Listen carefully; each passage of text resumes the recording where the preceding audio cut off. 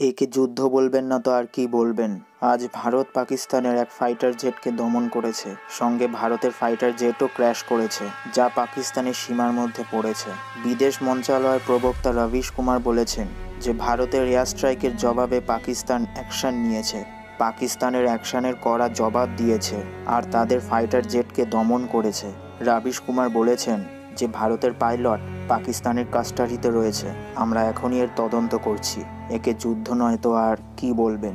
একদিকে ভারতের প্রধানমন্ত্রী নরেন্দ্র মোদী, যাকে কয়েকদিন আগেই শান্তির পুরস্কার প্রদান করেছিল দক্ষিণ কোরিয়া, আর আরেকদিকে পাকিস্তানের প্রধানমন্ত্রী ইমরান খান, যিনি ক্ষমতায় আসার পরেই বলেছিলেন যে সে ভারতের মধ্যে একটা শত্রু নয় বরং বন্ধু দেখে। কিন্তু আফসোস, শান্তির পায়রা ওড়ানোর জায়গায় গোলাগুলি খেলা হচ্ছে।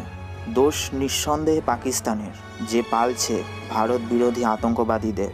পাকিস্তানি মিডিয়া আর সেখানকার সেনাপ্রধান প্রেস কনফারেন্স করে আর বলে যে আমরা দুটো ভারতীয় মিগ বিমান দমন করেছি, 2 ভারতীয় পাইলট আমাদের কাস্টাডিতে। কিন্তু সোজাসুজি এটা মানতে নারাজ যে তাদের F-16 বিমান দমন করা হয়েছে ভারতের দ্বারা। তার ওপরে এই মিডিয়া যে এই সুযোগের সবথেকে ভালো ব্যবহার করছে, টিআরপি।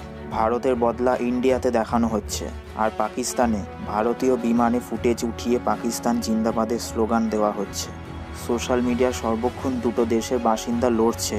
আপনার কি মনে হয় না যে যুদ্ধ শুরু হয়ে গেছে? পাকিস্তান তাদের এই স্লিপার সেলস আর্মিকে রেহাই দিতে পারবে না।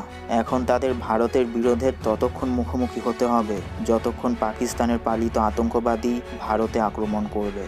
পাকিস্তানকেই দোষী মানা হবে সব সময়। এখন পাকিস্তান পেছন থেকে আতঙ্কবাদীদের শেল্টার দিতে পারবে না। যদি মুখোমুখি হতেই হয় তাহলে তাদের সামনে থেকেই আসতে হবে, আর যখন সামনে থেকে আসবে তো অ্যাটাক তো জোরদার হবে।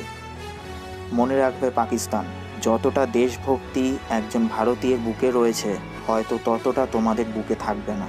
এই যে অনেক বছর পুরনো মিগ দিয়ে তোমাদের ওয়েস্টার্ন অ্যাডভান্স F-16কে দমন করার যে কেরামতি করেছে না ভারতীয় বায়ুসেনার বাহাদুর পাইলট, সে ইতিহাসে কখনো হয়নি। কেননা ইতিহাস সাক্ষী আছে যে ভারত দেশভক্তের মাটি। এখানে দেশকে ভালোবাসার মানুষরা একসাথে থাকে, এক শান্তিময় দেশ।